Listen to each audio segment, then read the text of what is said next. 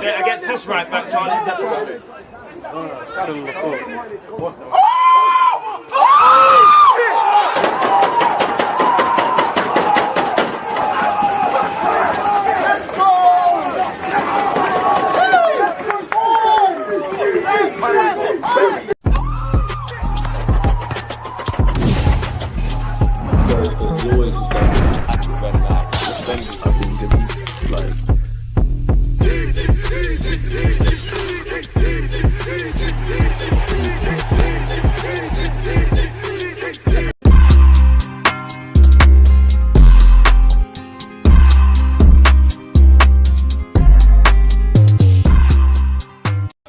Deluded, I'm back again. Come on, Ian. Come on. As the big man Ian Wright said there, the international break is finally over and we're back to watch Arsenal and hopefully Bukayo Saka. Let me know your thoughts. New month, new blessings. It's the best month of the year. It's my birthday month. April the 13th, 1995 is when this handsome lad was born, people. And so, yeah, on a serious note, appreciate you lot for tuning in. Good morning, good afternoon, good evening. And of course, in some cases, good night. Big up you lot live with myself. Appreciative to you lot watching it on the replay. New month, new blessings. I hope this month brings you everything you want, people. Most importantly for you and your loved ones, great health. Without health, we're dead. So yeah, Arsenal versus Fulham. We're linked with Gyokeres again. You know, Bukayo Saka returning this season, let alone against Fulham, when all the talk was Real Madrid provides its talking points in itself. But apparently he's pushing for Gyokeres. Leroy Sané links have edged in. The Athletic have also spoken. So, yeah, man, big up yourselves. Unfortunately, I'm going to be at the Emirates today. I say unfortunately because I always feel a bit guilty not doing watch-alongs with you lot. But obviously, I can't be in two places at once. If I could, I would and I should. So, yeah, after the game, though, 11:30 p.m., I will probably, if I can start early, I will. But I just think 11:30 gives me enough time, man, because we kick off at 7:45. You know, the game's done when the game's done. Obviously, I'm going to float around for a bit, you know, probably take my time. I like to, when it comes to matches, I like to kind of wait for the general public to die down. And what I mean by that is I don't like the whole rushing to get on the train and it's all pack up business. So, yeah, although the Emirates isn't too far from me, I think that gives me enough kind of time to do all of that. And then we'll be back here. And then tomorrow, if all goes to plan, I'll be live at 10 a.m., 4 p.m. with Kenny, Ken, DJB, and Aaron. Obviously, I'll get my little separate live stream like this in. So yeah, man, big up yourselves, smash the like button, subscribe, big up you lot on Twitch. And yeah, man, appreciative to having you lot tuned in. Make sure your notification bells are on, man, because there's always content. And do you know what's so deep? Do you know what message I see first? I haven't even read it yet, but I see bare lines. I just know this guy is talking nonsense. I have to give Marcel his credit. You know, he's our favorite crackhead of the channel. What has he said? DG is First mistake. You see what happens when you're too excited to try and get onto me? The sentences are not making sense. Take it from someone that's dyslexic. DG is 20. I think you mean it's, but you've said is 2025, brother. You need a new banger. Rinsing the same old goal you scored from 10 years ago. You shameless mug. I ain't got nothing else. Oh yeah, yeah. Say like Sunday League man, I'm recording it. I couldn't believe I scored a banger and it's recorded. And do you know why I love that goal even more? Yeah, even more because I don't remember it too tough. I was burst when I played in that game. Absolutely licked off my head. That's probably why I shot. And, you know, God bless me. Everything happens for a reason, because you get me? It was recorded. We lost the game, but come on, man. But if you scored that goal, you'd be rinsing it too. And you know what's so deep, yeah? I haven't even been uploading that clip recently, man. This guy's horrible, man. I'm going to have to find some dodgy stream for this game tonight. It's jarring, man. And you can't, like, not to keep on harping about this Marcel lad, but obviously he supports Liverpool. It's never been a title chase or a title race or any of that. Had it have been, you know, in an ideal world, Arsenal, Liverpool, it's neck and neck and everything. With this game being on TV, probably it's a bit of a shambles, really. But yeah, pick the best time to go to the Emirates, to be fair. Big up my Jamaicans, man. Els, appreciate you. And big up Nathan, man. Man said big up DJ, aka the fullback with a striker's instinct. I wish. Hit the like button on the way in and sub if you're new. As the man said, do that, people. Again, throughout the course of this, it's an interactive stream. Let me know your thoughts. It's boring speaking to myself, isn't it, folks? So, yeah, man, we're going to have to do up streams. And I have to say this on the topic of streams. Why is it in this country we can't watch all the games? Because if it's not this, it's 3 p.m.s. And I know it costs it football. So following football costs an arm and a leg, yeah, but it feels like in America it costs a fraction of the price, and they get more for their buck, more bang for their buck. The games are all on. It's a shambles, man. It's an absolute shambles. It's a shambles, man. It's a shambles. But yeah, man. Away from that, let's crack on, man. Tab police, look away. We've got a lot to go over and consider, man. Let me make sure that's there. And let's crack on now. Sky Germany have been speaking about a couple of stuff, people. They've spoken about Jonathan David. Evidently, we're not looking at Jonathan David, I believe, and he's being linked with Inter Milan, Juventus, Barcelona, and all those things. Gyokeres means something to us. Again, Google Translate. If it doesn't make sense, forgive me in it. I'll try my best to interpret what we need to interpret. Just arrived already at work, Andrea Berta, new Italian sports director of the Gunners, has identified several priorities for the summer transfer market.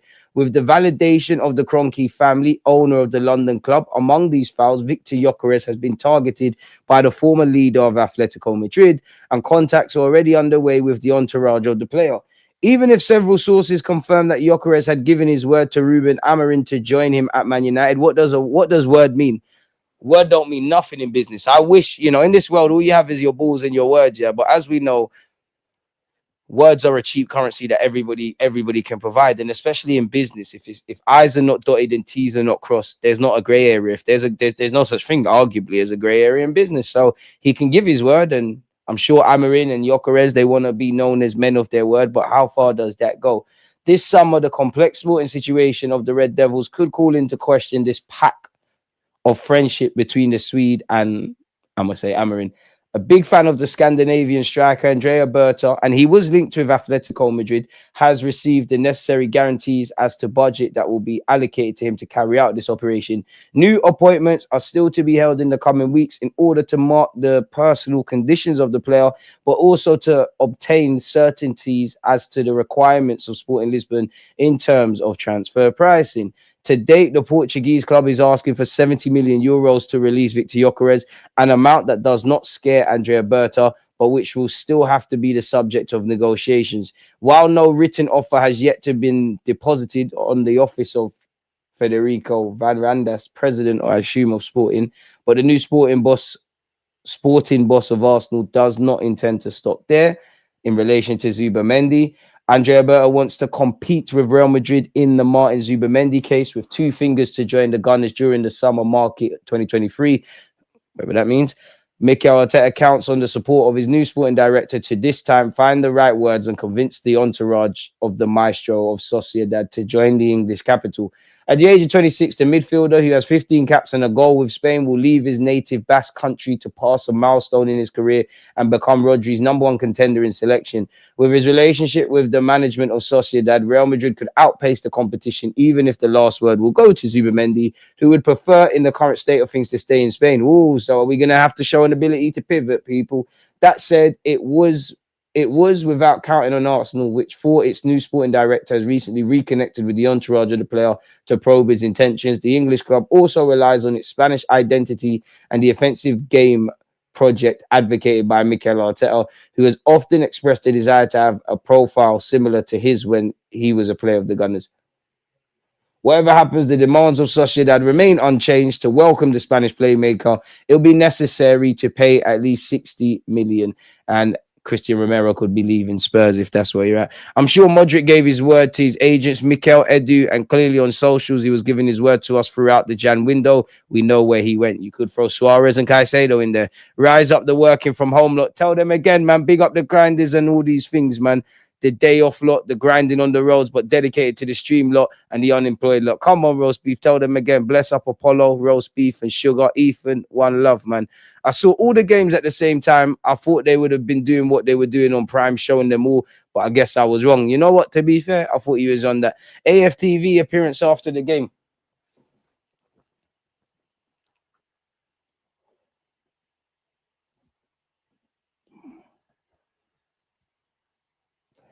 Going in. It depends. It depends because I'm sure Robbie and Cecil got a lot of interviews to get through. It's gonna be a late one. You know, not to stroke my own ego and all of that kind of stuff. But Robbie, if I do go there, man, need my own thing. I don't forget the fan roundup thing. Come on, I didn't do 10,000 K vids and do what I've done for that. Man, need my own little street. I don't know, man. I don't know, man. I don't know. Go on then. Go. Honestly, it depends how I feel, man. It depends how I feel, man. I more just want to race home and be here with you lot. Smash the likes, hyper, big up yourself, man. One of the contenders of moderator of the season. There's a lot. I can't lie, Marcel's gonna be bottom. He's moving like Odegaard. I can't lie to you. But yeah, to be fair, we didn't learn anything here. We know we're in for Zubimendi. We know Real Madrid and everyone's sniffing around it. We know he's got a release clause in and around 50 odd million. We know he's a target of Mikel Arteta. I've previously said, and I'm happy about the Gyokeres thing.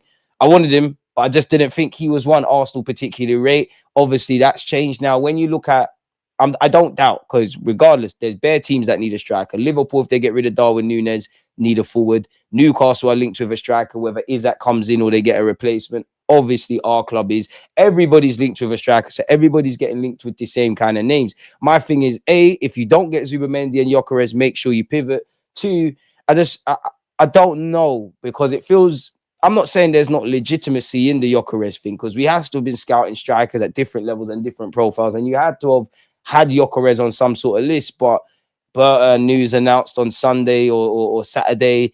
Sunday it comes out that obviously, you know, we're in for Gyokeres. And when you read between the lines, and yeah, you know, seeing David Ornstein speak about it does give, obviously, when David Ornstein and Romano speak, it gives any transfer rumors a lot more credibility than like a Ben Jacobs, with all due respect. But at the same time, and we've gone over the article in The Athletic, you lot go and take that in. What did we really learn? Beyond the excitement, like, again, words are down to interpretation, but it said we're showing a strong interest. We should have been showing a strong interest, and everyone should have a strong interest in an Isaac, a Gyokeres, whether we think he's good or not. But based on the club's into him, Sesko, we never heard talks are really going down or anything. I'm sure in the back burners, we're seeing what personal terms will look like, seeing if we've got the budget, seeing if Sporting would accept favourable terms, but we didn't actually learn anything. And obviously, we finally got Berta in. You're linked with Gyokeres. Saka is back.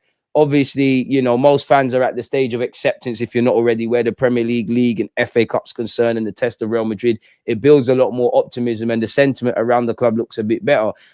Everything I've said previously in relation to the summer, everything I'm going to say across the summer, I just want you lot to always remember, I am a bit impatient, because everything I'm going to say, I probably said it last year. So with that caveat, we need to get this summer spot on. We need to identify, for me, 3 key areas to improve our immediate starting 11. Striker, left wing, centre mid. I'd also say we need another left back. I know it wouldn't be a summer transfer window without that. We need a goalie. Clearly, we need to flush out some of the players that are on big wages and don't have a future here. Evidently, we know who needs to get a new contract. It's the same old, same old. Not expecting us to do everything all at once, but significance. And for me, with a Gyokeres, just get... I know I'm an ignorant fan, but just get that one done early, man. He's 26. I know people have comments to say about how Arsenal are on the transition and the low blocks and the way Sporting play and we play are very different. But what does that really mean? If you're a good player, you're a good player. For me, with Gyokeres, I'm not saying he's going to be the best thing since sliced bread. I do think there's going to be an exchange rate. I don't think you're getting 40 goals or whatever madness, great statistics, what we need as a striker. I don't think you're going to get that in the Prem. I do think there's going to be a currency exchange, but I think he's got a variety of goals. Actually doesn't score that many with his head, but I think he can score tap-ins, instinctive finishes, score with his head. I think his movement's good, either in the channels or dropping deep. I think he's a smart kind of footballer. He's not the slowest, but he's not the quickest, but he's one where he's seen something, done it. Like he's quick upstairs. So he's got everything, man. I think he can do it. He's got a bit of brute force. I think he can, in short, I think he can do what Mikel Arteta demands of a striker, and also do, no matter how much the game's advanced, smash the like button of what we need from a traditional striker. Put the ball in the back of the net. And I know Arteta is very niche in terms of his profile. And I have previously said if being clinical was the prerequisite of Mikel Arteta being a striker, all different circumstances, but you don't necessarily play Eddie Nketiah when he's here. You don't necessarily play Kai Havertz up there. You don't necessarily sign or play Gabriel Jesus, but they all can do, and Mikel Merino at this moment in time, they can all do the dropping into midfield, pulling out wide, all of that kind of stuff, really and truly. I do think, I use the term loosely, but Arteta kind of wants a false nine of sorts, really and truly. Like he really does. And it's a difficult task because you got to do all of that. I do think being a striker at Arsenal, you've got to be the sacrificial lamb. Like you've got to occupy defenders and maybe runners from midfield or people out wide could benefit. But you also have to be able to score goals. And if you've got someone putting up Saka numbers, if you've got a man, which I think he could be someone you'd expect to get 20 league goals, you get a decent left winger. The other ones chip in here and there. It gets better, man, really and truly. But I need to see Gyokeres, a new left winger, Bukayo Saka, Wanyeri. These are the ones I'm betting on. To be fair, whether you agree with it or not, and Kai Havertz is a complete different conversation. He's pulled his weight a lot more than some of his attacking colleagues, rightly or wrongly. That's testament to him and damning on our football club. Going to need him, people. But that kicks us off with the Gyokeres stuff. Again, I want to be wary on hearing chat because it has to correlate. Mikel Arteta, you took the job, no one put a gun to your head, you know, and all these things. But I do think at the same time, we didn't move serious in this year's January period, much less the summer. We have to maximize the market and stuff. And all this being excited and trusting processes and all of this, even if as a fan you felt how you're probably feeling now as an Arsenal fan, but you said, you know what, I'm going to give Arteta a chance, Edu a chance, give all you lot a chance under these 5 years. For 3 of them, not so much this year, but we're having different conversations, being second. Even if you were prepared to give them a chance, you are starting to look of, yeah, we're getting back to what we used to be, where the talking off the pitch wasn't necessarily correlating on it. We've got a lot to do. You know, when Edu and Arteta came in, they dealt with, you know, they were getting contracts done. They were, you know, dealing with the previous regimes, big players on big contracts, not doing the job. We've got into that already, rightly or wrongly. Merino somehow, I think, you know, I do think last summer Mikel Arteta has identified targets that might not be bad players, but they don't really help us, quote unquote, in the grand scheme of things. And then you've got Edu, who he's getting. Edu, you've done the 2 things I think you've done well. You indirectly take some part of, you know, back-to-back 8 finishing second, the good and bad that comes with it. The club is in a better state from when you walked in to when you walked out. But Arteta is identifying targets that are a bit, yeah. And you're not negotiating, right? Like 65 million for Kai Havertz. It's only a 5 million loss from Chelsea. Merino had a year left on his deal at Sociedad. You've given them 30 odd million. You've put him on 130 grand. Now, Zinchenko, I hear it, but he's on 150. Like, so we're in that cocktail pause of Mikel Arteta in the last year identifying some mediocre players, if I'm completely honest, or at times, and Edu just not handling the P's right, in which hopefully Andrea Berta can be something different in that. It's going to be a big one, in brackets, summer, and we are very excited about it. Mikel Arteta drops big summer transfer hint. I hear that. I hope it is. I'm at the point now, if it's going to be a big summer, show me. Let me see a striker. Let me see a centre mid. Let me see these people come in. And I know I'm being harsh because I'm just an armchair expert. Get them in quickly. Get them in pre-season. I think we're going Hong Kong. We are, because we got a North London derby. Get them in. Let's keep it moving, really and truly. He said it's going to be a big transfer window for us. We're excited about it. We need to increase the depth of the squad, but as well, you want to increase certain qualities and skills that we need now to go to the next step. I like that, because you're saying it very diplomatically, but to go to the next step, we do need certain qualities and we do need depth.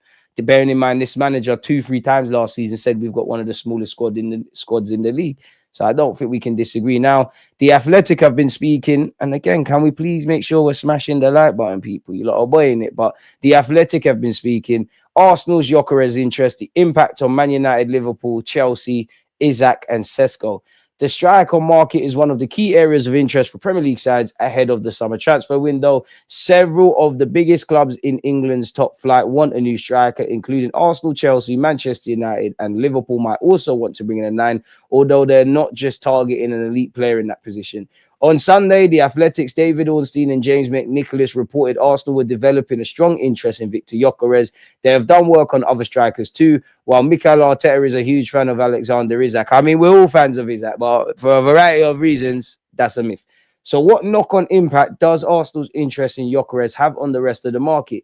Is he the only option? Who will other teams go for? And who are the strikers to keep an eye on? I mean, if he's your only target, you damn well make sure you get him, because if you don't, it's dark.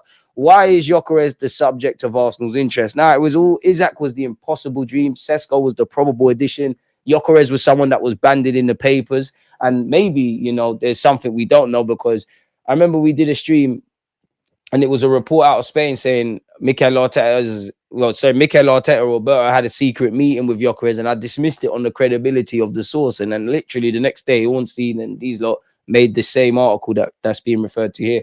Arsenal's need for a centre forward is well known, and with Kai Havertz and Gabriel Jesus currently sidelined through injury, glaringly obvious they have followed a number of potential targets over the past 18 months, most recently engaging with Aston Villa in talks for Ollie Watkins in January. Their interest in Gyokeres has until now been somewhat lukewarm. Okay, so I might have been a bit right at one point that I don't really think we're feeling him like that, but that's changed. With the arrival of Berta as sporting director, however, that appears set to change. Berta is a long-standing admirer of Gyokeres, and it is expected the 26-year-old Sweden international will figure prominently among the names Arsenal consider this summer. Now, I would like a project striker in addition to Gyokeres, and I think that's an area we've got to target long-term. I don't know how long Kai's got.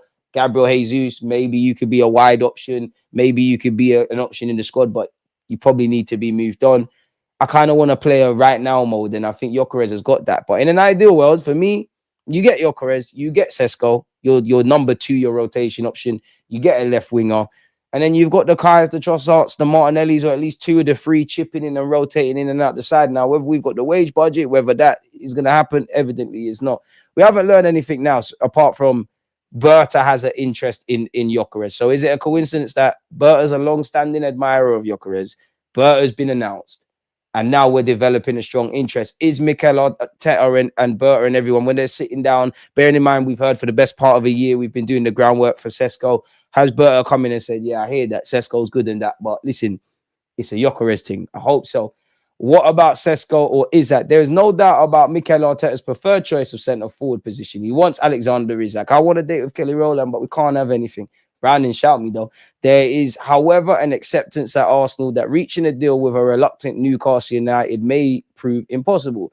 Sesko 21 is another name Arsenal are strongly considering. They have followed his development closely and were interested last summer until the Slovenian international decided to sign a new contract with RB Leipzig.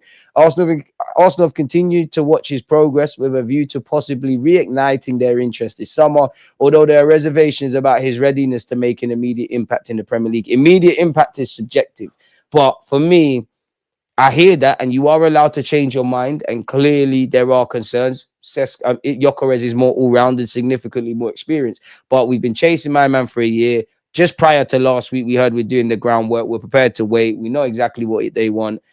Now you're hearing and it's all of these articles seem to be quite similar. Anyone that follows Arsenal's transfers and whether they work or not, or definitely if you've been part of these live streams, we're hearing certain codes and words and terminologies that we hear all the time. So yeah, man, Gyokeres gets parked off. Bearing in mind, Sesko gets parked off. Bearing in mind where Sesko is concerned, Chelsea, Arsenal, Man United, his agent was at all of them games last year. So who knows, man? Had we have signed Gyokeres, maybe he hits the ground running. Sesko, he hits the ground running. We're not talking about a striker this summer. Maybe he would have stunk up the place and we'd be crying out for Gyokeres. What is Man United's stance? The link between Gyokeres and United is clear, given Amorim's position as head coach at Old Trafford. Amorim got Gyokeres fine in Portugal with a system that suits him, but talk of a reunion has been tempered at United because of the cost it would take to get him from Sporting and then pay wages. Gyokeres is 27 in June, and United may look to go a shade younger. Other options such as Liam Delap already being explored. I personally think Man United need an experienced striker, but there's been years of incompetence at Manchester United financially. So rightly or wrongly, there is no surprise. The Ineos group have put people, whether they work or not, in certain positions, and they're streamlining the whole kind of club, which rightly or wrongly they need to. Liam Delap half-heartedly is linked with Arsenal. Man United have also been linked with Osimhen in there. What about Sesko? Are Chelsea an option? Yes, Chelsea first became interested in Sesko 3 years ago, and they've been following his progress closely ever since. While he was on their radar in 2022, Chelsea decided he was still a bit too raw, and he already had an agreement in place to join Leipzig from sister club Salzburg anyways. Sesko then showed his commitment to Leipzig and desire to continue his development in the Bundesliga by signing a new contract last June. Chelsea tried to get Samu Amaradon, who was linked with Vars. Osimhen, who we all love. John Duran's obviously gone over there to Saudi.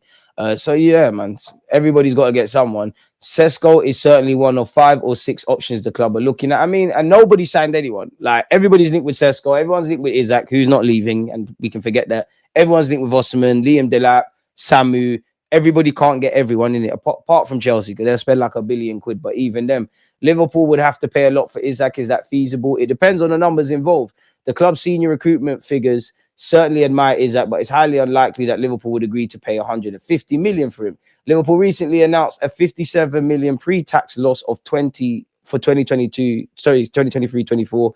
So yeah, it's going to cost peas. It's going to cost peas. Is there anything else? Who are the strikers to keep an eye on? Openda, naturally.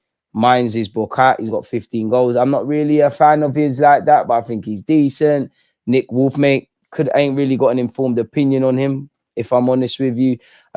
You've also got Hugo Ekitike, who's got 13 goals from Eintracht Frankfurt. He's been linked with us again. Are any of those ready for a Premier League breakout? The reality is you never know. You never know.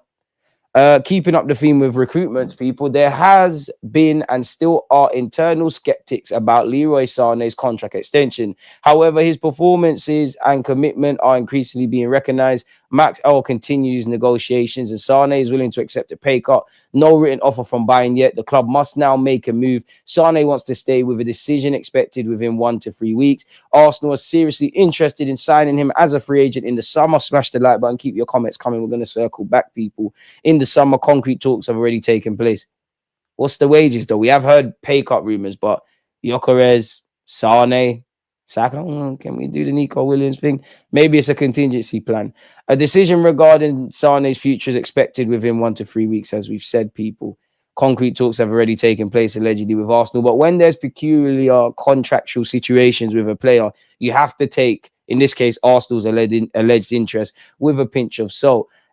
We have previously seen Arteta on Berta said he's exactly what we need, new blood with people that are so ambitious and so attracted to the football club with what we already do, but want to add value. Arteta on Wanjeri and Lewis Skelly said they're doing exceptional. It's like going from go-karting to Formula One in one day. They didn't have any loan spells, any experience in the Championship, from academy to Arsenal first team. That's very rare, exceptional. Big up our Highlanders, man, in that regard. Again, keep your discussions coming. Viktor Gyökeres, discuss us, people. Disgusting, please. But yeah, give me your thoughts. Bukayo is ready to go. He has the most goal contributions this season for Arsenal, despite being out injured for the last 3 months. He's got 22 GA in 24. It is what it is in that regards. And he was pictured in training, the star boy, man. Obviously, there's a lot of concerns that we've all got, but at this point, it is what it is. For Arsenal this season, the statistics are clear. Most goals and assists, most big chances, most take-ons, highest XA. Is that expected assist? I don't know. He really wants it. He's pushing. He really wants it. We have respected the timeline. We had to even hold him back. He's ready to go, people. We'll circle back on that. Big chances per 90. He's up there across Europe's top 5 leagues as well, people. Allegedly, Arsenal and Chelsea are preparing offers in the region of 35 to 40 million to sign Barcelona midfielder Marc Casado. I wouldn't mind him at all. Very much a typical Barcelona player, but also untypical. He's more tenacious than you would expect of one of their midfielders. Final third pass is completed. Odegaard, Timber, Rice are all up there. Partey somewhere down. That just tells me there's a rejigging that needs to be done with us in the final third. Signing players is only part of the problem. Again, Saka propaganda, most assists, most key passes, most big chances created, second most goal involvements, third most touches in the up box of players in the Premier League per 90, people, of 1,200 plus minutes.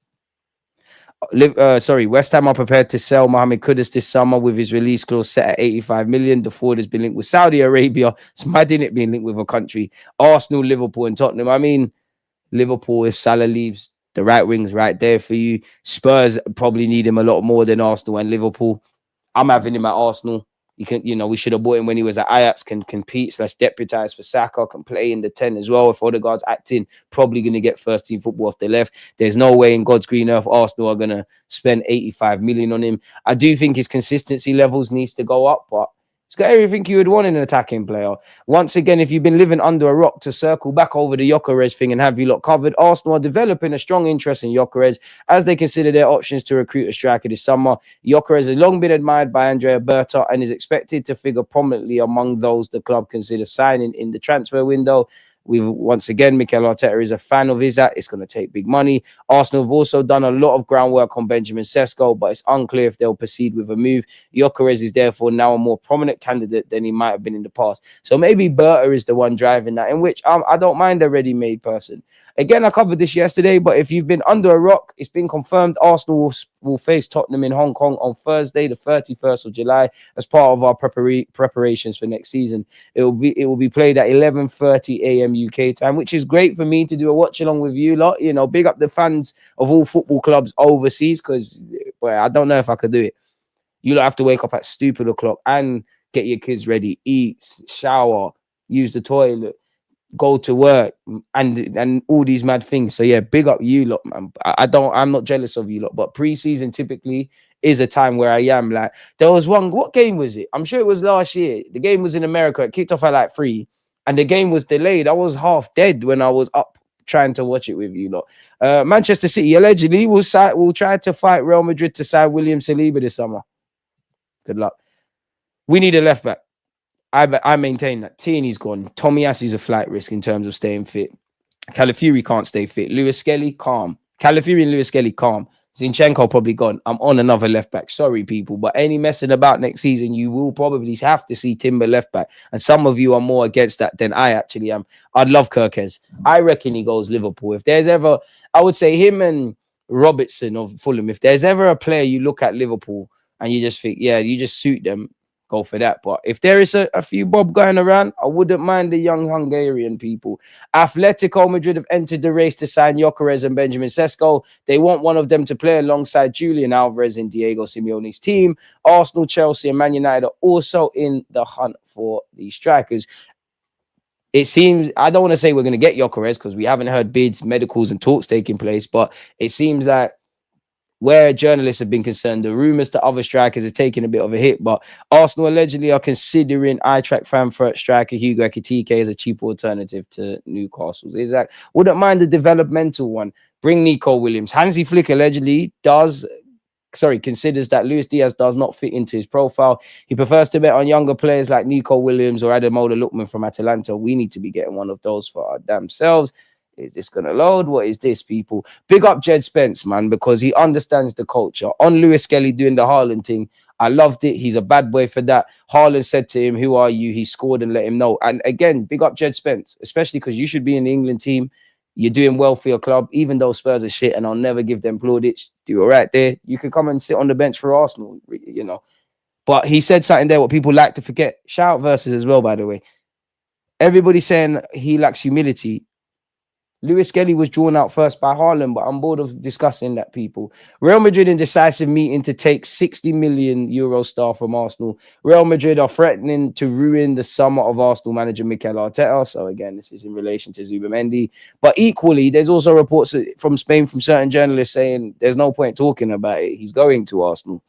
It all depends. And some say it all depends on how much Real Madrid want him. I mean, they want to grow their Spanish contingent. They got the Jude Bellinghams, they got the Camavingas, they got the Valverdes. Leave something for the rest of us. But to have someone that's spoken about as being the next best to Rodri in that 6 in Spain, it makes sense to grab him. And Real Madrid is Real Madrid, and also it presents him with the opportunity to stay in Spain. And at 26, time flies, man. You know, Xabi Alonso will link you there soon. But yeah, Zubamendi's still linked with Real Madrid. Arsenal have reportedly been left particularly impressed by Viktor Gyökeres, Victor Osimhen, Jonathan David, and Hugo Ekitike following recent scouting checks. We know we need a striker. We know we've been linked with all the names I said there, and we've been linked with Ollie Watkins, Vlahovic, Moise Kean, Ratugi. I don't believe you two, because I just think we've been looking for a striker, and you lot are having great seasons in form. We've all known about Victor Boniface for a while. He tried to go Saudi. I don't buy that. Gyökeres, I'm on that. David and Ekitike, I wouldn't be against it, but I don't think we're on that. Vlahovic, we've been linked before. The publication has also stated that reports on Gyokeres, Osimhen, David, and Ekitike were particularly impressive. All 4 players are expected to secure permanent moves this summer, although Arsenal will face significant competition for each of them amid interest from a magnitude of clubs across Europe. So does it feel like there's going to be a scramble for a striker this summer? Because I don't think like all of these names, yeah, realistically, as we know, I'm sure Liverpool fans would like a striker, Arsenal fans would like a striker, Newcastle fans would like a striker, Chelsea fans would like a striker, Paris Saint-Germain fans would like a striker. Juventus probably are going to get another forward in addition to Koulibaly, and there's probably a bunch of other clubs. I don't know. City don't need one because you got Haaland, although he's injured, but you can make a case of everybody needing a striker, whether that's a talismanic figure like in Arsenal's case, or, you know, provided Isaac stays, which is going to happen, somebody that can fill in and join in the squad in Newcastle's case. But really, all of these man can't get moved, surely. Not everybody can move. Like, there's too many names there. And there's some names that we've been linked with. You throw Sesko in there as well. Like, do we really think Ollie Watkins, Gyokeres, Sesko, Isaac, asterisk, because I don't think that's the case, Osimhen, Ratugi, Samu, all of these guys, they're not surely all going to get moves in the summer. Like, everybody's not going to move. Once again, allegedly, the above mentioned outlet also states Arsenal have held initial talks with Sane over a Bosman summer transfer. Arteta has made no secret of the fact he still has a good relationship with his former Man City colleague. But same way you're kind of airing the Sesko thing, tell Arteta like this, Nico Williams or something like this. Arsenal are said to be seriously interested in Sane, and their infatuation with Sane is nothing new either, with football transfers already exclusively reporting last summer that they were considering him as an option, people. I mean, I would love Elise, but you play for Bayern Munich, lad. I'm not sure what I was trying to get beyond the firewall here. Again, in relation to Bukayo Saka's return to fitness, as predictable, you know, the articles are going to come out and waffle a bit, if I'm honest with you. Behind the scenes, the return of Saka after 3 months away has delighted the club. You can see and feel as much at the London Coley base. Owing to the severity of the hamstring injury he suffered at Selhurst Park in December, an early April return was the most ideal scenario for the Gunners. Any sooner would have been a risk to the player's body. We all know he basically announced himself fit on Instagram, and he's been seen in training, people. Achieving this is testament to a successful surgery, which you have to thank God, good fortune, and a tailored program, which has solely accelerated the England man back to match fitness. Back to match fitness already. What level of match fitness? Is it 90 minutes match fitness? Is it 10? Is it 20? Bearing in mind, assuming you start and play 90 minutes today, you're going to probably do the same against Everton. And then you got Real Madrid and maybe Mikel Arteta. You got to learn to, especially when the games are done, which hasn't been the case now, take Saka off. Because the only time I saw Saka consistently subbed, if I'm honest with you, do you remember a period was it last season or season before? It might have been, it was last season, where we was thumping up teams, like clearing out stadiums by halftime. More time Saka would be on a brace, like on a hat-trick, and then he'd get subbed, but not to worry. We don't need to be reminded, but we trailed the Premier League by 12 points. We were dumped out of the FA Cup and League Cup in the week. Like, it was crazy. And we've had damaging draws against Brighton, Aston Villa, Nottingham Forest, and Manchester United to put bed to anything. It all started on the 21st of December, as we all know. He left the ground on crutches. He had surgery on the 29th of December. 8 days later, see how fast life can turn. And he'd been estimated to be out for 12 weeks. Saka went on holiday abroad in late January after encouragement by Arteta to go away and recuperate. He then briefly returned to light fitness work, soon ramping up that off-the-pitch work in a team environment, having joined Arsenal's flight to Dubai on the 6th of February for mid-season winter camp, people. It was here he was pictured on a training bike, giving the public an indication that his return wouldn't be far off. Aside from his recovery progression, Saka's involvement with the team has been a focus too. Despite being 23, we know about he's a strong influence. Apparently, he attended every home match since Arsenal's FA Cup third round defeat to Man United, as well as the women's one. So it just shows how talismanic he is for us. Smash the like button. He's been in the Emirates home changing room before and after kickoff and has sat in the stands. He's also been pictured at England, people. Those close to the winger say the time away from the pitch has given him a renewed hunger and realization just how much he loves his job. This period of reflection has been a rarity for a player who has played week in, week out for the past 4 seasons. His return comes at a crucial time, as we know, especially Real Madrid. I love to see Saka, man, especially bro, I've watched you as a kid and you still shock me. And you're the poster boy for our football club. You're the big dog. You're the big homie to Wanyeri and Lewis Skelly. And the man them are getting paid now. Like, let me get that jacket though, big man. I don't even want to look at the price. Let me control that. Big up Bukayo Saka, man. 22 goals and assists in 24. Bro, he was going to have an all-timer of a season, isn't it? Like, It's all in God's plan, man. But it does suck. It does suck. It does suck. I mean, at a young age, he's already played 186 league appearances for Arsenal and has 43 England caps. Boy, there lies the potential problem of burnout, which is true. When fit this season, Saka started every match bar 2 League Cup games, away to Preston when he came on after 62 minutes, and at home to Palace as 70th minute substitution. Fair enough, man. Fair enough. And obviously, the Preston one was 3 days there. We need a bigger squad. I know Arteta loves Saka, but we clearly need a bigger squad. Like, that's all that I learned from that. People are saying Gyokeres isn't the right name for Arteta. Be comfortable in positional attack, create in short spaces, be strong at linking up play. Gyokeres ain't strong in linking up play. Is an instinctive mover. He is that, excels in fast transitions. If we do that, it can happen, even though there's a rhetoric around deep blocks at Arsenal. Attacking from deep, I don't think, man, I've watched him still. There are legitimate concerns. They can't be it. What is this saying? People in Spain are now expecting 25 million players to sign for Arsenal. So everyone in Spain expects us to get Garcia, Zubimendi, and there's growing belief, at least with the fans, that we're getting Gyokeres. Fair play. We'll have to see. Speaking on the Sky Sports Back Pages podcast, David Garrido has shared another Arsenal update, and he says that people in Spain are expecting the Gunners to sign Juan Garcia from Espanyol this summer. What specifically did you say?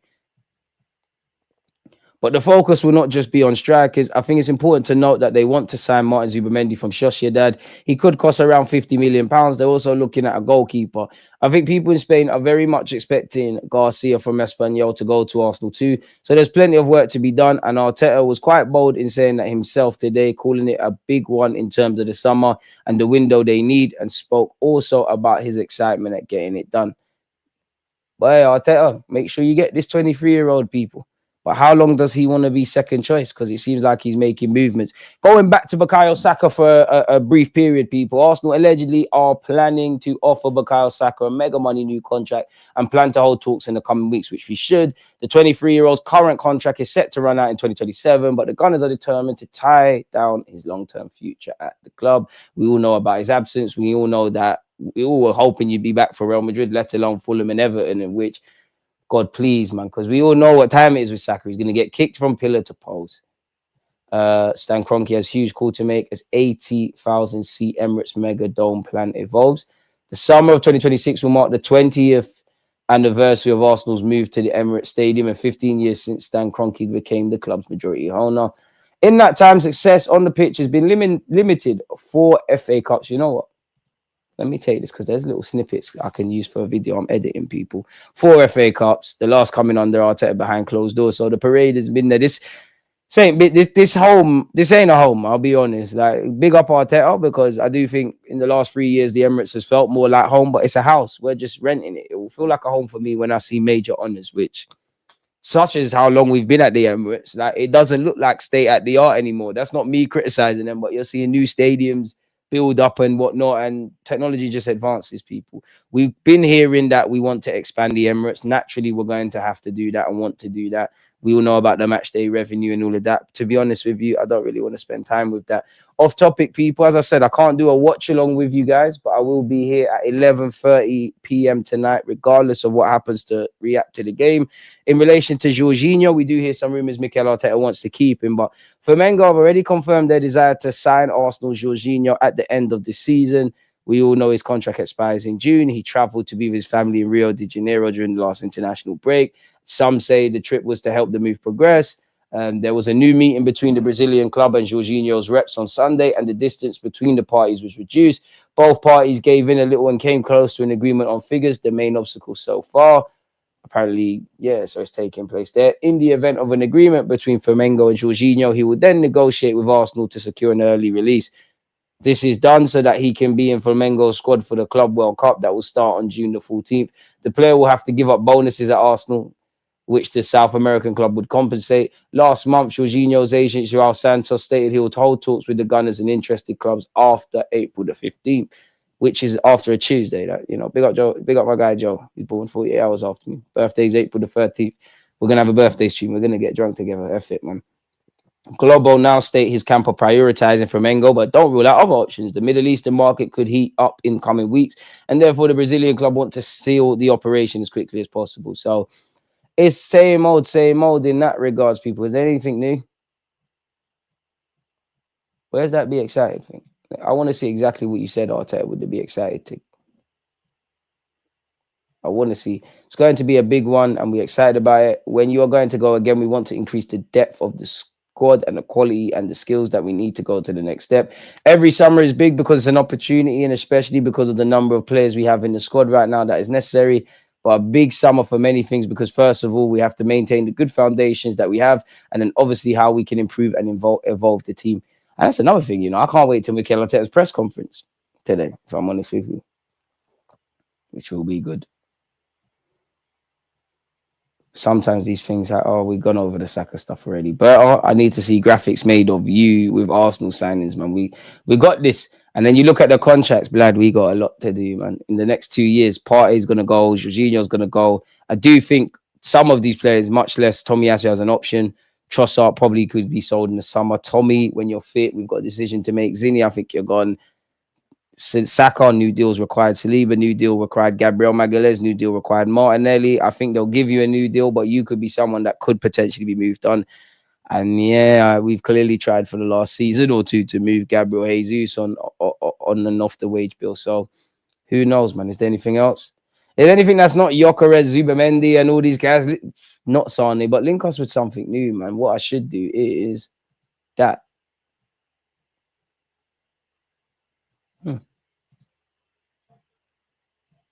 Oh, what's this? What's this? Okay, let's see what this is saying. Let's see what this is saying. Liverpool and City open talks over. So why, when I typed in Arsenal, did that happen? Okay, City want Hugo Larsson. Got done. The clickbait done us there, didn't it? Over the past few days, the UK press has seemed sure about Arsenal's interest in sporting striker Viktor Gyökeres. While the links do seem genuine, the Portuguese press has been quite ahead of the curve and all that, insistent on Arsenal's interest for months. An update on the Swedes' future has now emerged from Ebola, who state that Gyokeres is currently only focused on doing well with Sporting. I mean, naturally, you have to shut up the noise and keep doing what you're doing. And the things that got Arsenal and all these other clubs interested. He does not want to be distracted by interest from the London Giants. I like the way you're referring to that as us. And is keen on making sure that the Portuguese Giants win the league by beating competition from Benfica. As of now, the striker doesn't even want to hear it about the possibility of a transfer. You leave that to your agent.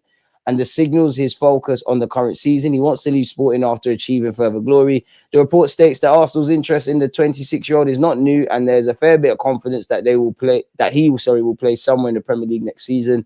Gyokeres, who has 42 goals in all comps this season, only wants to think about potential exit when the campaign ends. Can't begrudge him for that one there. What was that? Okay, we're back now. London Giants sounds fire. You're right, man. You're right. So, yeah, we got over that. Bro, I could do with some serious Balemba links right now that would get me jumpy. Money. Hella rivals switching up on Gyokeres saying his cheeks. Let them do that. Let them do that. One love for the super chat. I ain't getting notifications on your streams, man. I don't know why it's doing you dirty, but turn on your notification bells. Make sure you're checking out the YouTube community tab. That's all I can say, man. Might need to make a Discord group or something. DG going to the game, folks. No watch along today. Let's boycott the channel. Marcel, people going to take you seriously. Big up Aaron Talks Arsenal. Tomorrow is Wednesday. Yeah, going to get you. If you're free, you. Forgetting everyone. You, DJB, and Kenny. We're back again, man. When the first league title is lifted home. Exactly. There you have it. Like, it just feels like we're renting. Like, it just feels like we're renting. Like, let's be honest. There's been a lot of lies. There's been a lot of deceitfulness. There's been a lot of austerity measures. There's been a lot of toxicity and darkness at the Emirates. There's been some good moments, you know, more us just having memorable games and winning a couple of FA Cups and all of that kind of stuff. But it's not going to feel like home yet, man. Raya and Garcia's elite goalkeeping depth, I can't lie. I don't doubt it, but like, and with Arteta's track record, rightly or wrongly, he does show, you know, that he will upgrade on keepers. Raya isn't old, but he isn't young. He's 30. He could be around for a while. This man is 23. Fair enough. He's being linked with, again, he's better than Onana, but United have a number one in Onana. We've got Raya. at this moment in time, Atletico Madrid have got All Black. He's been linked with Liverpool as well for some weird reason because they're getting the Valencia lad and have Alisson. So he's being linked with a number of clubs that evidently have a number one. So did they see it as a market opportunity? You get him, you loan him out, he's going to be that guy. Is he earmarked as just purely forever going to be Arsenal's number two? If he's seen as someone that can really push and maybe take Raya's spot, you never know. Arteta might come true on those claims about I'll rotate keepers and do all of that, but how long are you going to want to be that? Bearing in mind, in the last 2-3 years, he's had to fight for that Espanyol spot. He's won stuff with Spain in the Olympics. He's being spoken about as getting Spanish caps and being Spain's number one day. How long are you going to want? You can't go from that to being number two, in which you have to be patient, but you're not going to get your chance like that. Yo, DG, the work rate is heavily respected, my guy. Smokey, I appreciate that, man. Appreciate that. It's only because you lot reciprocate it. You might sign Kim Kardashian. She likes Arsenal. She's been in the change room, sat in the stands. Frank, take a day off, mate. Like, morning. Kudus over Nico. I'd rather Nico Williams just because Nico's stronger off the, like, you're off the left. Kudus, I'm always going to have that right-hand side bias. But then again, Kudus is Prem proven. But Nico's going to be cheaper. Slightly younger, going to be cheaper. Probably going to be on more wages, so you could caveat that. Gyokeres and Kudus would be wild. I'd love it. Sane would be Sterling 2.0. No more of this Arteta can change in business. If Arteta wants to work with projects, let it be a Nico Williams, someone that's got a foundation but needs to add greater levels of consistency, or maybe not necessarily Nico Williams, but that kind of profile, like when we signed Adebayor from Monaco, like emerging talent. Work with that. Work with that. I know Fabio Vieira didn't work out, but I'd rather you attempt to work with them kind of ones than respectfully have a Kai Havertz, have a Marcus Rashford, have a Raheem Sterling. Like, we need to get out of that, really. Don't get twisted. In January, we needed to get Rashford and maybe Morata, or it was desperation settings.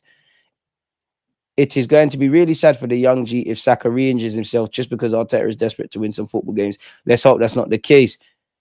Pick up Quinny. My guy, Jonathan David is my shout guy, so overlooked. Maybe I'm being a bit snooty, but I don't really feel him, you know. Like I'm on it because it's a market opportunity. I don't want him to come and be the talisman striker, but if we can get him, plays for us, be part of the squad, I'm all for that. But then yesterday we read a report that it's a free transfer, but apparently his wage demands and what his agent wants is putting people off. But as you lot know, when it comes to transfers, as you lot all know, like, it really can just be talking points with us because there's all smoke and mirrors. One man or woman reporter is saying one thing, then the other, and there's no way of fact checking. Even the way the articles are written, sources close to the winger, like what we saw with Saka, sources close to Gyokeres. There's no way we can verify this. And even with the Gyokeres thing, I'm not doubting it because I do think there's a correlation with us needing a striker and wanting Gyokeres, but we keep hearing that Berta likes him. Is there any coincidence now that apparently we're interested in him? And even when you really scrutinize that Athletic article, once again, like, developing strong interest, it gets you excited. It makes you think the club are going to move serious. And I'm not saying they're not, but there's no real legs to it beyond that.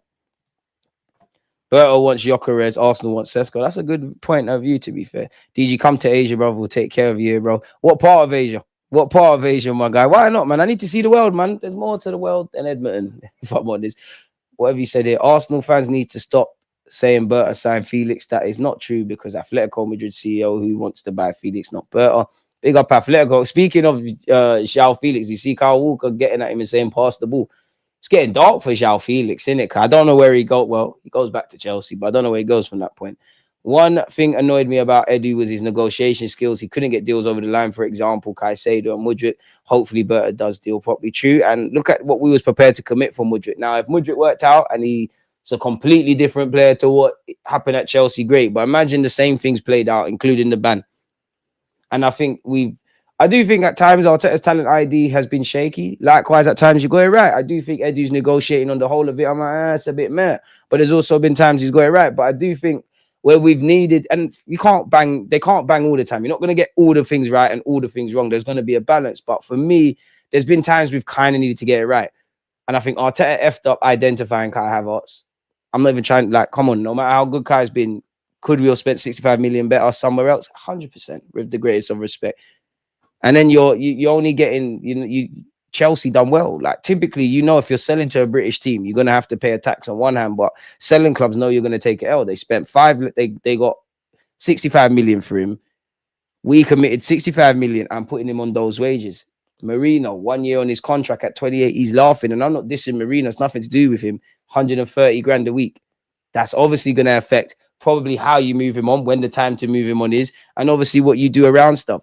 Because as much as we can get at the Cronkies, it's not too far-fetched to assume if they sat there and said, hold on, we've given you money for Declan Rice, Kai Havertz, we've 50 million for Ben White off the back of one season, we've given you a new contract, we've given these players big deals, and we like what you're doing. We're second, competitive Champions League, but we're looking at the wage bill a bit and some of the signings, and we're like, we're not getting too much return. So is it too far-fetched if they said, hold on a minute, we need to kind of clear ranks, we kind of need to sort this out, because you lot sorted it out initially when we was getting rid of big players on contracts, and you've made it a bit of a mess. They've gave them a reduced budget last summer, and rightly or wrongly, they fucked up the budget, really. That's why I don't think you can just blame Arteta, just blame the Cronkies, just blame Edu or Berta now, and etc. etc. DJ, at this point, I don't even know what striker I think we should get, because so many names have been mentioned. And when Kai is fit, what's going to happen? Fight for your spot. If Sane comes as a free, as backup to Saka, then I'll take him. But if he's deemed to come in as a starter, maybe on the left, then that's a no for me. He can't be the only sign on the wing. I reckon he is, man. A man said Nunes is for sale for you, my friend, 50 mil. Look at this guy trying to sell us a dodgy motor. Smash the likes. Big up. Love Arsenal. Hate the Ops, man. Love the name. If Sane is okay with anything less than 150k, I'll take a punt on him. I'd rather someone with more credibility. Arsenal News Now is the most credible source. I don't know, man. Why do we always tell others about our war chest? Prices will rise. Keep quiet, please. To be fair, no one from Arsenal spoken about a war chest, and everybody knows everybody in the Prem's got money. Look at this. Forget the traditional top six. Go and look at what everyone else is doing. A man said, I'm pulling up to North London. If I ever see you, it's on site. Just shut up myself, man. Smash the likes. You don't want unexpected high bills. We don't make the rules. Tell them again, man. Tell them again. Damn, I'm not a contender for moderator of the season. You're definitely not. You're definitely not. Underperformer of the season, 1,000,000%. But you can't be. You can't be. Dodgy motor, Smokey, man. Come on, like, you're trying to sell us a bike with no wheels. It's like, man said Darwin Núñez, and I'd say the best thing about Darwin Núñez, and also the worst thing, is you don't know what the hell you're gonna get from him. He could win you 3 points. He could, like, he's just a madman. He's a madman. He's an absolute madman. Yo, DJ, I have Osman and Lookman in our team. You know we're not getting them, bro. You know we're not getting them.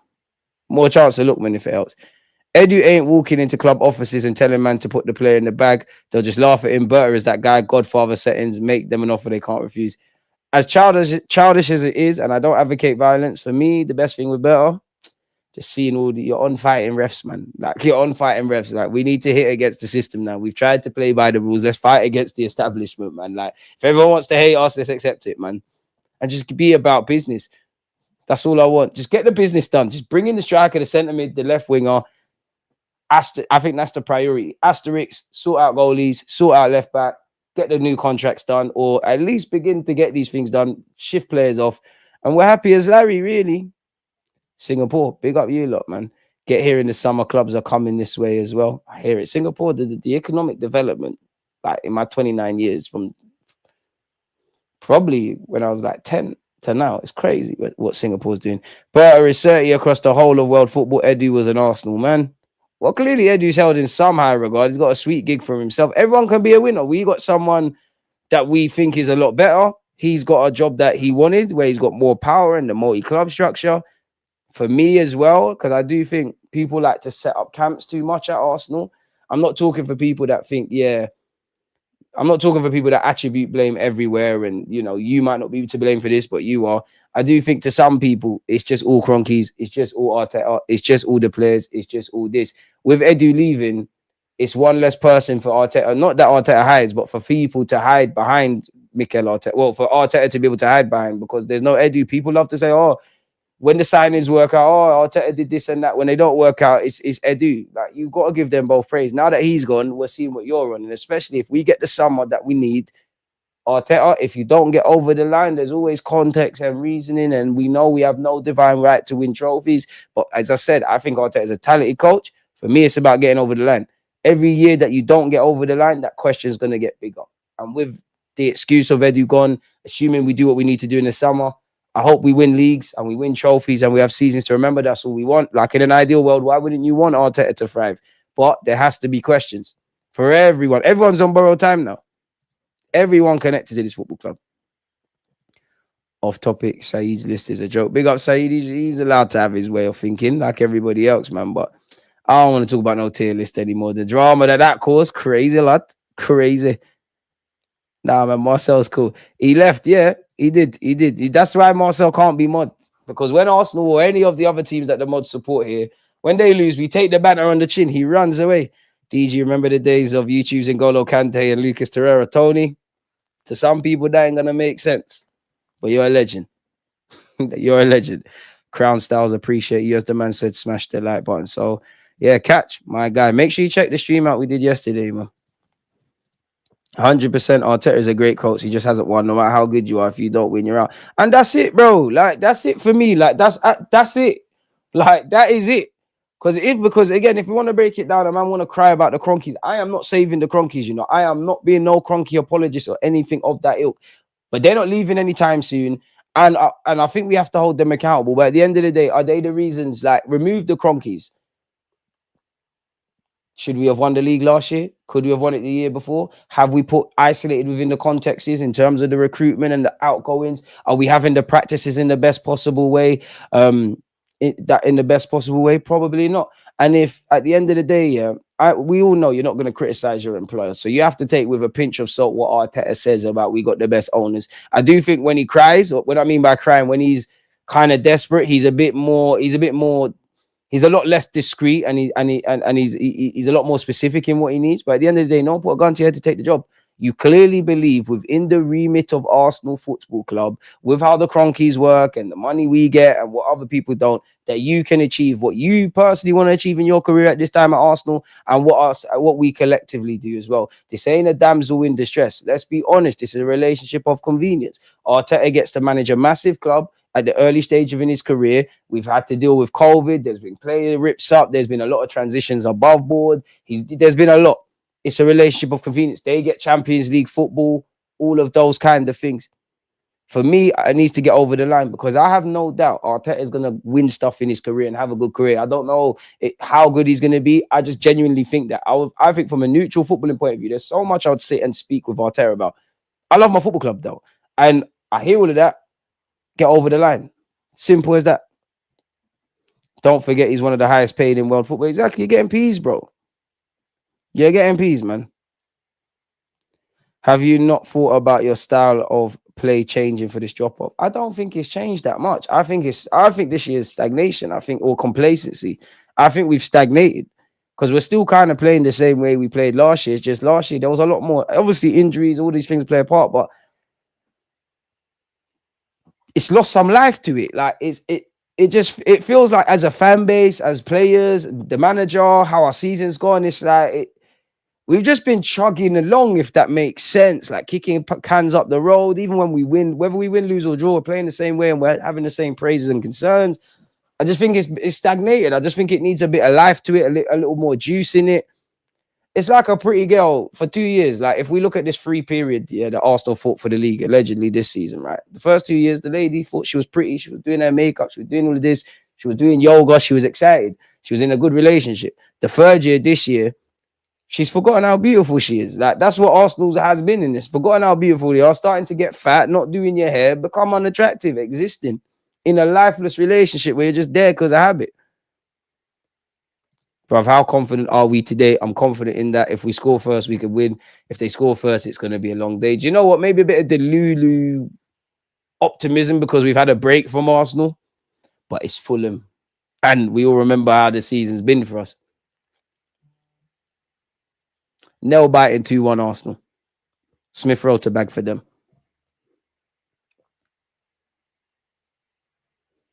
Potsy said, I'd like to see 3 bad boy players and 2 gems. Why not, man? Facts, I'd love Arteta to become the most successful manager in Arsenal history because it means Arsenal is successful. Exactly. And why would you want to be that club? Like, I would love in an ideal world for the manager to be good, for Kai Havertz to score the goals, for any player I've got question marks around. I'd love for it to be opposite and they're all amazing because at the end of the day, I just want to win trophies. I just want to win trophies. And I say it all the time. I think we got a bloody good base. I think we got a bloody good team. I don't feel we've seized the moment in the last potential years. And I look at this squad, whether I like all of them or not, where you look at some of the squads or starting 11s we've had during the Emirates era, even mainly the ones that have won an FA Cup or so. Are they better than you lot? But them man are in history. Man, remember Rob Holding. Like, obviously, I'm exaggerating. We all are going to remember Saliba and Gabriel Magalhaes a lot more. But we're going to remember a Murta Saka on his last legs, a Monreal, which, no dissing to Monreal, but a Monreal centre-half, and a Rob Holding, because of what they did in the FA Cup, more than we're going to remember them, man. What have they done? And I don't mean that in a disingenuous way, but that's how you go down in history. Genuinely. We can win stuff, man. And there's a genuine conversation. Whenever we're faced with getting over the line, we're failed. There's been many dark periods this season, but the darkest periods I felt, there's been a couple of dark moments, man. I feel Saka's injury, because I just think you couldn't care about winning 4-5, however much one it was to Palace or against Palace when that happened. Going out of the 2 cups in a week was horrible. The feeling of knowing that we're not going to do anything in January, but when it was kind of confirmed we didn't do anything, I feel frustrated in the summer. Being 2 goals up against Villa and not getting it done. Through different reasons, and mainly because it is a bit different, but the last-minute equaliser against City and Liverpool, though, there's been a lot of pills to swallow, man. No, the thing still knows she's a Lengers DG because Arsenal putting up Salon Dior vids and rating hairstyles and that. Gyokeres flirting with Madrid. Can you blame anyone for flirting with Madrid? But they're just bare smoke and mirrors. Everyone's getting linked with everyone. Whenever it appears that some player of some club's going to go somewhere, almost dropped that, hijack talks surface. Until players are holding shirts, doing medicals, in Gyokeres' case, I grew up watching Thierry Henry, Dennis Bergkamp, Ian Wright, and etc. It's just talking points for us, man. Fulham is Arsenal light. I hate this matchup. Boy. I do feel Arteta wanted more possession this season, slightly more defensive, but when you pair that with injuries, it's really hit us. But possession is law. Possession means it, but it's what do you do with possession? And I think we've got into that trap now of thinking football is won with statistics. Yes, 9 times out of 10, if you have more shots, more possession, all of that jazz, you're going to win. But it's what you do with the ball. And I just think once we get to the final third, there needs to be some rejigging, man, if I'm honest with you, man. Stalled this season, bro. Like, just rested on our laurels. Like, there's a lot of complacency. And one thing, obviously, injuries, red cards, all these things play a part. They all play a part. I am not for a second downplaying the impact. But if you look at it from another perspective, these things are going to happen. They happen when we've won league titles. They've happened when we've won trophies. They've happened to other teams. Like, we all know what we're getting into. We've known that for years. And also, I do think some Arsenal fans get in this trap of just assuming over a 38-game period, everything is going to be favorable. Sometimes it's not. Man are going to get injured. People are going to lose form. The manager's going to make mistakes. The manager's going to have a good system and the players let him down. There's, Saka might, for 10 games, he's on it. The next 10, he might be shaky. You need other players to step up. You can't, not everything can be ideal. And I think fans get into that trap, man.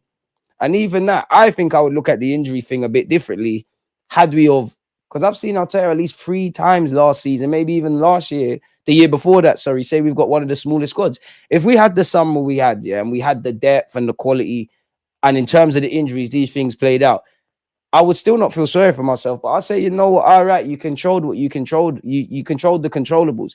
We didn't put our best foot forward. We needed depth anyways. I can go back into my summer videos. Everyone's fit. We still got a tiny squad, rightly or wrongly. So then when Havertz goes down, Jesus goes down, Saka goes down, the Lewis Skelly racism, he's getting red cards and whatnot. I'm being silly, but you get where we're going with it, man. Last season, we were chasing something, so there was more desperation to win the game. This season, it hasn't been it.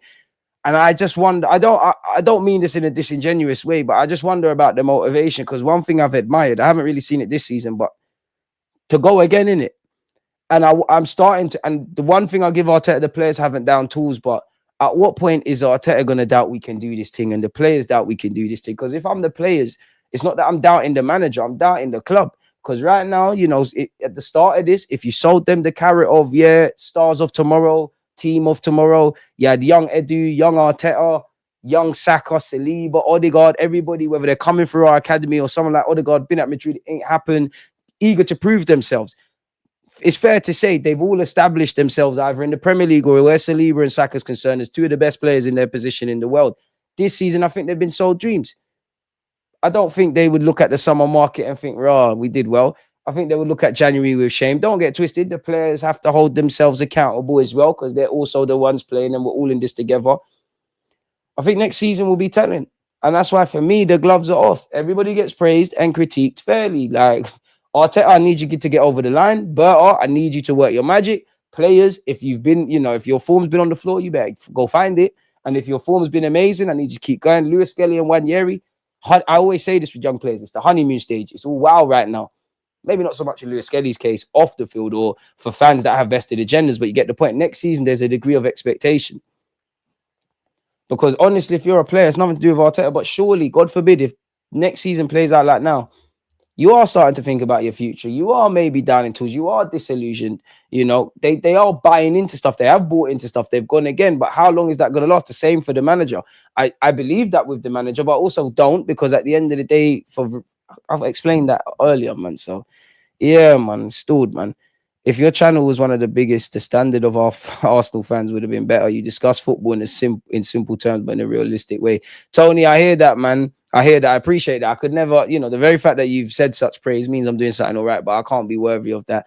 I just think, unfortunately, you need a gimmick, if I'm honest with you. I've got to act like everything's like, you've got two ways. You either act like everything's negative, which I don't believe. I think there's many things to be negative about Arsenal and question mark, like, what we've done as a club in history and where we want to go. But I don't think isolated to just the simplistic football team. I don't think everyone's shit and everything is shit. Equally, I don't think everything's amazing. And I think there's, I think with the positive, toxic fans, they're very quick to, when things are going positive, they never tell you to stop being too happy. They're very quick to throw titles. The manager's the best. This is the best. That's the best. We are the best. We got the best this. We got the best that. And then when you ask, like, if we are the best, why are we not doing certain things? It's like you don't want to hold your team to those high standards. I'm like, that's just how I feel. I can't pretend everything's amazing and everything's terrible. I don't think such. If it's raining or I feel it's raining, I'm not even saying I'm right. But if I feel like it's raining, I ain't telling you lot it's sunny. And if it's sunny, I ain't gonna tell you it's gonna rain. Where's the truth in that? But YouTube's got too gimmicky, man. Like, it's got too gimmicky, man. It's very gimmicky. Like, and again, not knocking it. Everyone's allowed to do what they want. Everyone can watch what they want, but it's exhausting, man. You're seeing people act vexed for no reason. It's watch alongs, throwing everything around. Like, it's for the school kids, man. Fair play, though, man. Big up you lot, though, man. DJ always does the political thing at some point. Here we go again. Oh, how is that political? It's like, I can't be what you lot don't want me to be. I'm not going to say F this, F that, this is shit, sack this, don't sack that, just because it's music to you lot's ears. And why for that as well? Because unless there's gal here, I definitely don't want to have music to your ears, Marcel. Shout out, Marcel. He's my guy, though. It's all in jest. Good afternoon, Hendon, man. DC? Who's that? I don't think anyone can write off City. Like, they're hitting back. Semi-final and couldn't be bothered to turn up. We just got blitzed by Newcastle, man. Like, I wouldn't say we couldn't bother to turn up, but we just weren't prepared. And Mark, I know it's childish. I'm not saying you're wrong, but you support Spurs, bro. Have manners for obvious reasons. Arsenal can win the champs. Need to throw all your eggs in the basket. The league is done. I hope you're right about winning the champs, man. Try our best, innit? Yeah, Arteta, the defensive tactics, I'm on that. I feel the midfield needs a bit of a rejig, but I honestly feel when I watch my team, like, let's assume Raya's got the ball in it. I don't mind inverted fullbacks, centre-backs pulling out. This midfielder is dropping. Progress the play from the defensive part of the team to the midfield. I think we need to rejig that. It's not what it used to be, but cool. I can maneuver with it. See, once you get to the final third, and again, I'm going to say this again, for me, I am not against moving it down the left, the right, not forcing it, patient. I just feel sometimes it needs to go up a gear. There needs to be something done. Either players like intricate, creative players like the Odegaards and Wanyeri in our squads playing in the pockets and pulling these mid and deep blocks away, or we utilize the width. I don't feel there's a plan B. There needs to be a plan B at times. I feel like, rightly or wrongly, Mikel Arteta, and I think it's his greatest strength, but it's his greatest curse as well, in that you want to micromanage everything. And I also feel, piggybanking off that, too many things have to go right. Like, we're playing Tuesday, right? We're playing today. I have no doubt Arteta has, for the last 2-3 weeks, he's watched how the opposition players walk, everything about them, and the plan will kind of make sense. But if something goes left in that game, 9 times out of 10, we're in trouble. And obviously, the hardest thing to do is score goals. We need better goal scorers, in which you have to look at Arteta's attacking recruitment. It's been a bit shaky. But I think if you get Gyokeres and you get Williams and you've got Saka, clearly they're good players. They make us better. I don't feel that fixes all of our problems. I think there's something. What that something is, I don't know. But I'm just a fan. In the same way, I don't know how you fix that guy. I ain't a coach. I can see it. I know we need a striker. I can't tell you what striker to get. I know at some point, if Arteta does not get over the line, we need to think about another manager. I don't know what manager to get. Like, I even saw some comment today, and even from like the more positive, toxic ones, one thing that annoys me is the blindless following of anything. Like, just blindless people following negative fans, blindless people following positive fans. I think I cut up a clip from the stream on Troops' stream with me, Lee, Dan. I'm missing someone else. Me, Lee, Dan. And obviously Troops. And someone was like, oh, they basically alluded to, it's in my comments somewhere, they basically alluded to you can't have an opinion because you're not a footballer. And I disagree. I agree, but disagree. I think people need to be careful when they're calling players shit and all of these kind of things. Like, I've seen content creators say they would pocket Martinelli. By all means, you can diss Martinelli. Us common fans that are not professional footballers, if Martinelli, not to even gas him, if you play Sunday League, you're going to get cooked. It's not making sense. Or like when people say, oh, my nan would score that finish. How can she? How can she? She's got arthritis. She's in a wheelchair. She can't. Like, and you can't, and I can't. But that doesn't mean we can't have an opinion. Like, we're fans. This is the nature of the game. If us fans are not watching the game, in the same way, I believe, maybe not so much in this day and age, but the fans and the players are the most important. Fans don't go to the stadiums. Nobody cares about Odegaard doing that and Arteta talking about the fans transmit energy. Nobody cares. This is what the fans do it for. Lewis Skelly living his movie. What's the first thing he went and done? My grandma is here. I have to play well. Obviously, his grandma is an Arsenal fan and a fan of him, but she's a fan. That's what we do it for. If the fans don't go to the stadium, nobody's rolling. If the players pack up, doesn't matter what club you support. There's no football. There's no stream here. God knows what we'll do. It's annoying. I can't sing or rap. But I can have an opinion on music, just like you lot. Like, it's not making sense. But this is the blind dictatorship I'm talking about. I think, and this is why I love making content, but I find it exhausting. Because it's sheep mentality. There's a lack of critical thinking and they're just bullshitting copium and opium. Also, chat, watch Deluded's interview with the young coach. Hey, big up, man, for that one, man. Yeah, we spoke about Max Dolman. I'm going to start trying to restart making that level of content, man. Even MMA and boxing, have a thought. But even that, man, start saying, I could punch up AJ and I can do this and that. People that haven't had a fight, like, in their life, bro. Like, people that haven't had a fight in their life. Two, people, even if you've had a fight, like I assume we all have, bro, being in a little street brawl is very different from being in a boxing match, going 12 rounds and all these things. That's the nature of the beast, though. It's a game of opinions. Everyone's going to have one, but it's jarring, bro. Arsenal's problem is not having two top-class players for each position, and that's on the recruitment. City and Liverpool win so much because they've had a world-class bench. Have Liverpool had a world-class bench? I think Liverpool's shown it can be. I think in an ideal world, yeah, Cronkies would want us to achieve Premier League and Champions League glory in the same way that Liverpool are on course to win under Slot and what they're doing under Klopp. World-class players, but I wouldn't say Liverpool have a world-class squad or the strongest of benches, probably stronger than ours. I think they're a bit more street smart in what they do. City, 100%. Like, it's City, innit?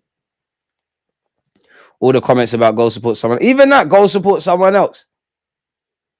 It's always about football's always a game of opinions until somebody has an opinion different to you. And that's why for me, I'm never going to make this channel an echo chamber.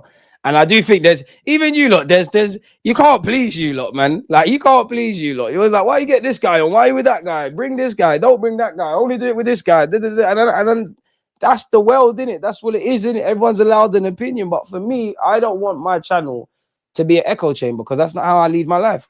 For example, let's just assume I'm a top gooner, yeah?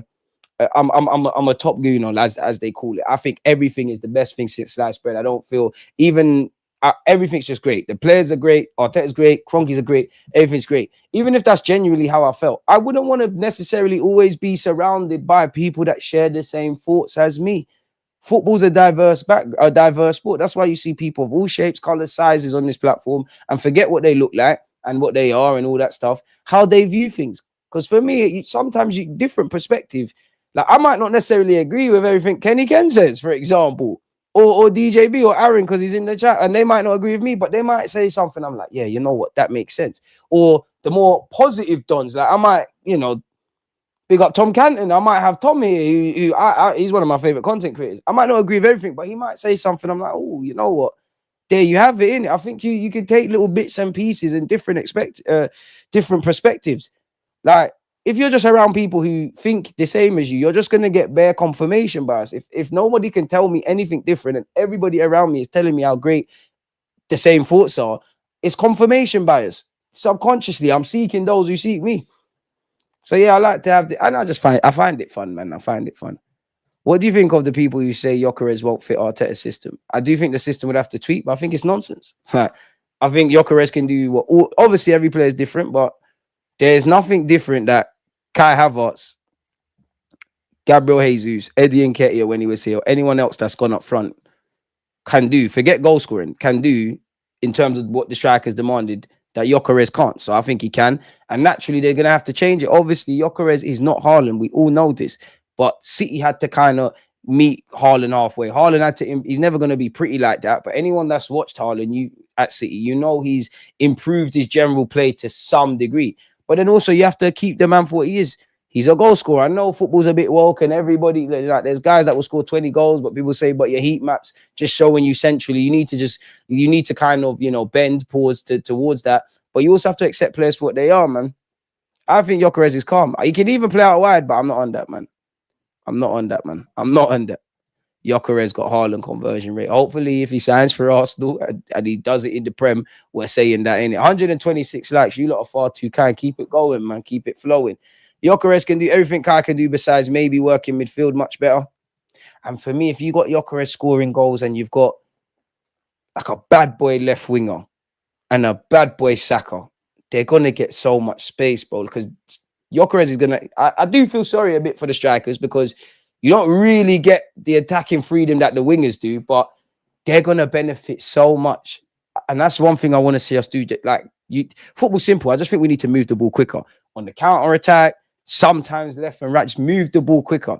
Because I don't feel like it's one thing talking about low blocks. And again, this is above board. I am not Mikel Arteta, I ain't a coach.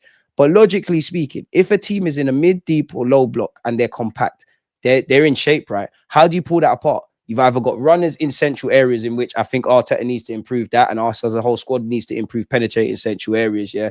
You either get them in there and one player switches off, doesn't follow his runner we're in, or you stretch the pitch. Sometimes you might have to say, do you know what? I've done the inverted left-back thing.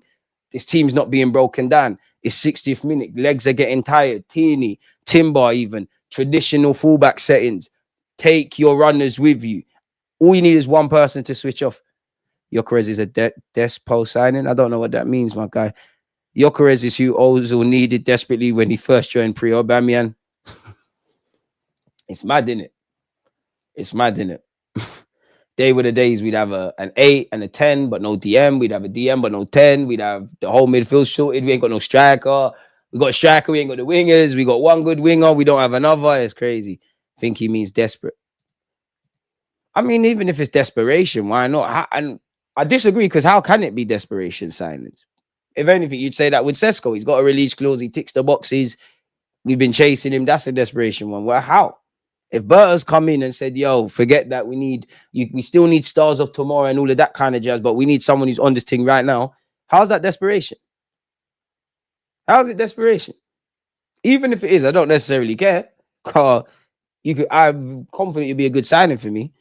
Gyokeres has had a release clause for time. Wonder why the activation clause is only being talked about now. And that could be another thing, because one thing, Gyokeres, Sesko, Zubamendi, Garcia, there's defo a next name I haven't said. They've all got release clauses.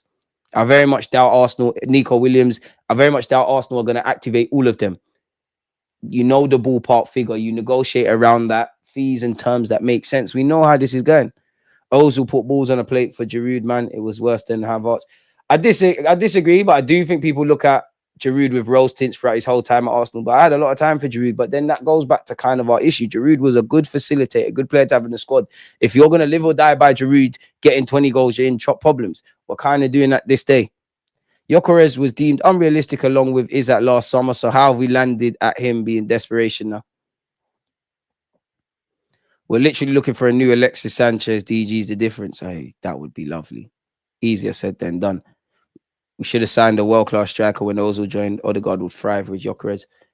I hear that, but I think Ozil needs to start getting back to it for his own sake, man. You don't know how much of a big fan I am of Ozil, but as much as I love Ozil and I call him the class Weasian and Wonder God and do all of that, I do think you're a fair weather player, man. You're important to our team and the system and all of that kind of stuff. And I know you're trying, but I need more, man. Like you're one of the fair weather ones, and I feel once we're starting to look into win titles, of course, there's context and reason, but how many men in that squad can you put your life on for 30 of the 38 games? Yeah, and everyone makes mistakes, things go wrong, but more often than not, they're reliable.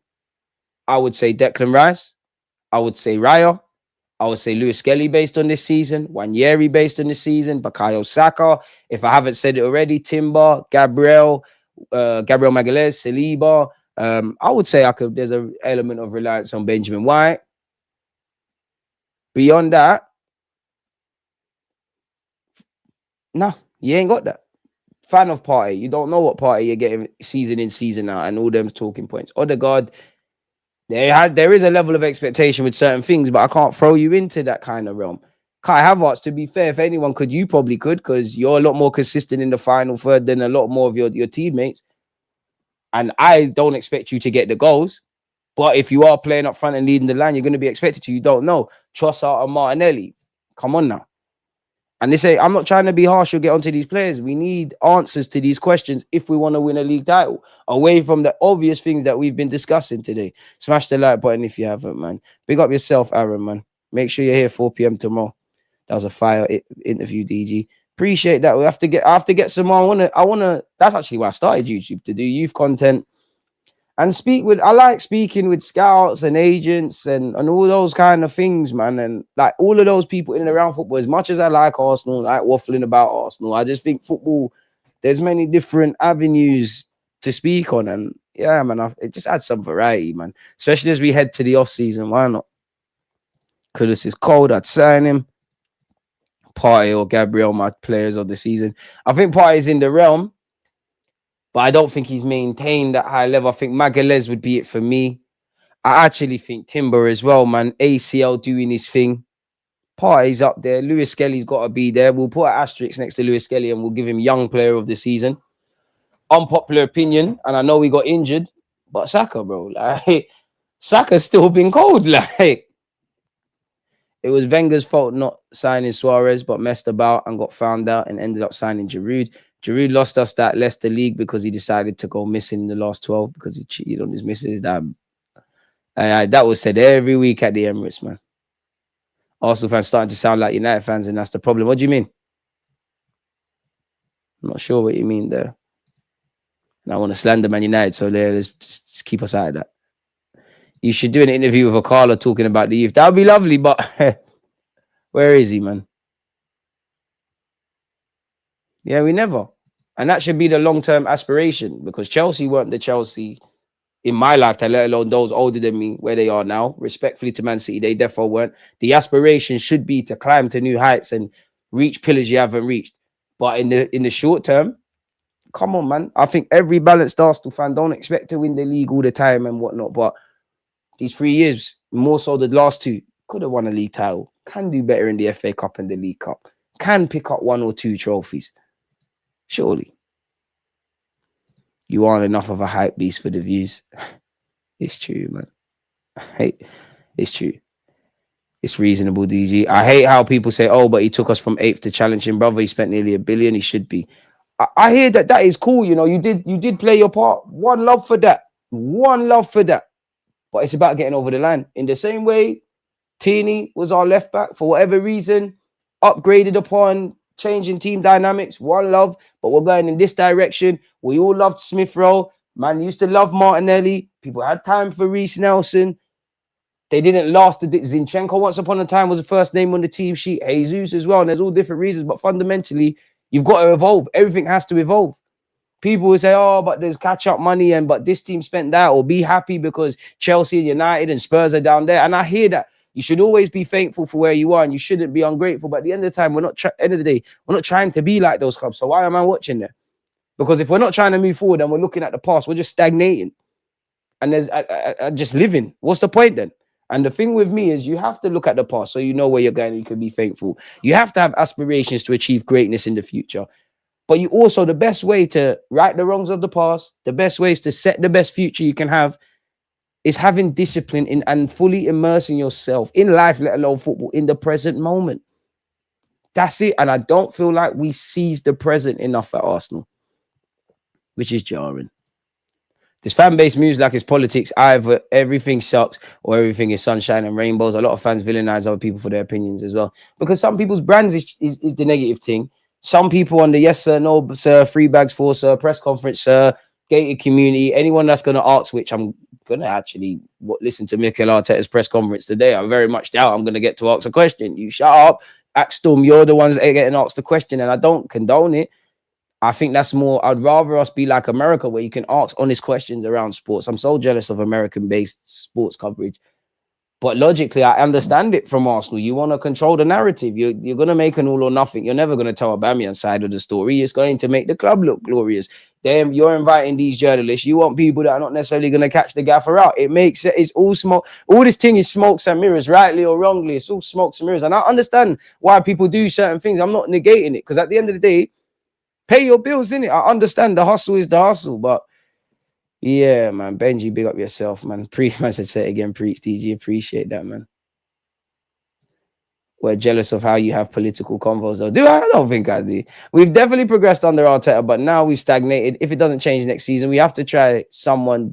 I think it means something different. Everything has risk. Exactly. And as we've seen, not so much with the manager, but not, you know, when people, there was a point, I don't think it's washing with Arsenal fans now, but there was a point of fans were, and again, we're not saying sign everyone, but fans were falling for that. There's no players on the market. There's none of this, powder dry. We have seen what not doing anything does. And I'm not saying splash recklessly, but we have seen what doing nothing does. If nothing changes, nothing changes. Arteta, you said be excited about this window. Make us see in it. As good as Havertz has been on his day, who in their right mind uses that money and not sign a striker, even on Watkins or someone instead? Arsenal fans are entitled to having their own opinion when we get fed this food that goes stale. Any world-class manager in the world win at least one of the last 3 seasons. Timber's been cold, man. Do you know who I think is slept on this season as well? David Raya. I think because football moves quickly, but I guarantee if we go through all the highlights, yeah, he fucked up against United and still saved us. He's bailed us out a lot of times. I think we have to hail up Raya if we're talking about Arsenal's player of the season. But even that, if we're real with ourselves, yeah, you could put asterisks. Wanyeri. I said Saka prior to his injury. They're all defenders, bro. So that could tell me we've got a title winning defense potentially, but we don't have a title winning midfield or a title winning attack. And if my defenders are the ones that I'm hailing up week in, week out, even in that period where they were bagging, is it fair to say that recruitment is one thing? Also, there's something to do on the tactical front and an attacking third? Because it is our defensive third. The one area that we're cool with what Arteta has done generally, that are the ones standing up to be counted. So yeah, man. Big up Nick, man. Make sure you're following him, man. Shout out my Aussie guys, man. Gabriel, Raya, or Gabby? Gabriel Magalhaes, Raya, or Gabby? Gabby Martinelli? He can't be in that.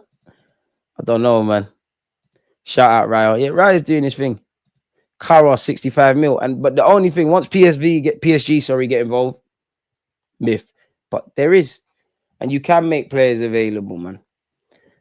And we just need to pivot, man. I just want no excuses, man. If you want Gyokeres, cool, but just make sure, like Gyokeres, Osimhen, this one, that one. Just make sure the window ends. I see a striker, I see a centre mid, I see a left winger. Minimum.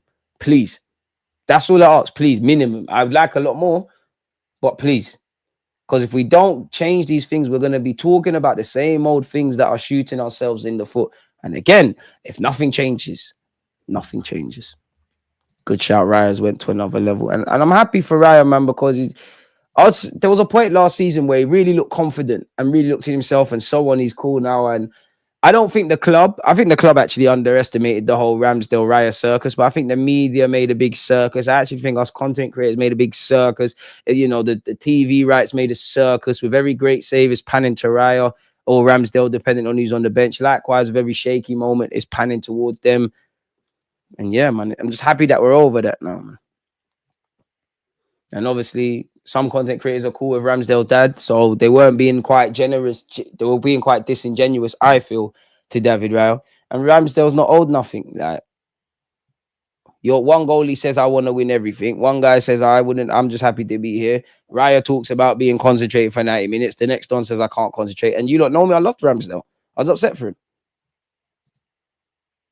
Fair enough. No, but you said Gabby twice.